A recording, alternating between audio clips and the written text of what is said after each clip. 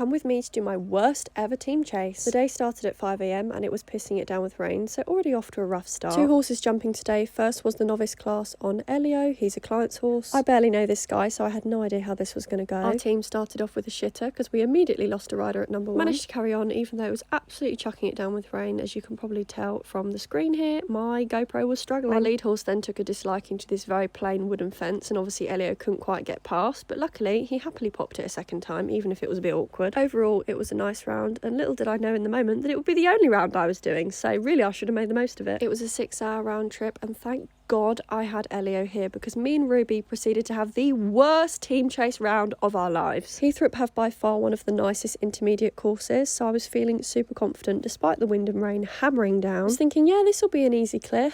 Horses are great levelers. Jumped fence 1 really sticky, but they were all looking at that, so I knew I had to kick on to number 2, and we got a much nicer jump over it. And that was my team chase on Ruby. We came round to number 3, a horse in front of her stopped, and she went, "Fuck you," nearly sent me straight over her head. I seriously nearly jumped that hedge without her, because she's never dirty stopped with me like that before, so she nearly got me. She does need a good lead when team chasing, and because that one stopped, she went, "Screw you, I'm not doing that." Because she's so capable, I genuinely thought she would go over a second time, and immediately coming into it, I just knew that this was the end of our day.